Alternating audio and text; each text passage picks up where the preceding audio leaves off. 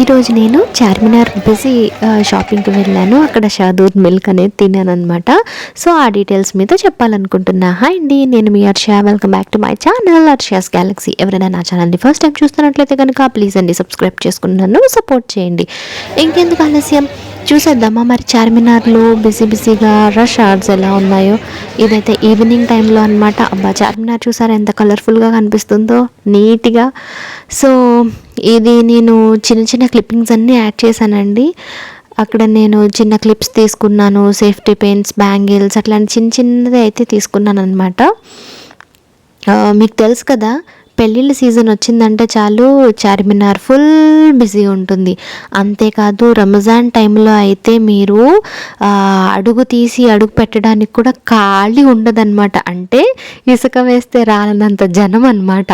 అయితే ఒకసారి ఊహించుకోండి, నార్మల్ టైంలో సండే, సాటర్డే అలా హాలిడేస్ అప్పుడే రష్గా ఉంటుందంటే ఇంకా రంజాన్ టైంలో ఎలా ఉంటుందో మీరు ఆలోచించండి.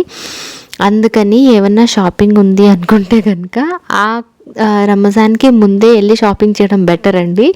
లేదు అంటే కొంతమంది అంటే ఫాస్టింగ్ ఉండి కూడా షాపింగ్ చేయడానికి వస్తారు. అక్కడే సాయంత్రం పూట ఉపవాసం అనేది తీస్తారనమాట. అలా కాకుండా లాస్ట్లో అనమాట, అంటే ఇంకా ఫెస్టివల్ దగ్గరకు వచ్చేస్తుంది అన్నప్పుడైతే చాలా రష్గా ఉంటుందండి. అంటే కలెక్షన్స్ కూడా ఎక్కువ పెడతారు. ప్రతి ఒక్కరూ, అంటే ముస్లిమ్స్కి పెద్ద పండగ కదా, సో అందరూ వచ్చి షాపింగ్ చేస్తారనమాట. ఇంకా రంజాన్ ఉపవాసాలకి ఎంతో టైం కూడా లేదు. సో జస్ట్ జనరల్లీ మేము వెళ్ళలేదు, ఏదో అటువైపుగా వెళ్తే వెళ్ళామన్నమాట.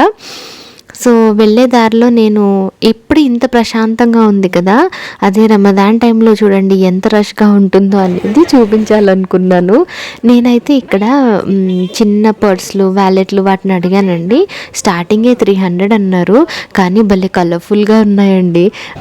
అంటే మనం ఏం కొనకపోయినా మన ఆడవాళ్ళకి ఏంటంటే వెళ్ళి చూసామా, ముచ్చటగా అక్కడిక్కడ తిరిగి ఈ రేట్లు ఎంత, ఆ రేట్లు ఎంత అన్నీ కనుక్కున్నామా, అదే మనకు అవసరం వచ్చినప్పుడు పలానా చోట పలానాది అమ్ముతారు అనేది ఒకటి మైండ్లో ఉంటుంది కదా, మళ్ళీ అక్కడికి వెళ్ళి తక్కువ రేట్లో అక్కడ తెచ్చుకోవచ్చు అని ఉంటుంది అనమాట.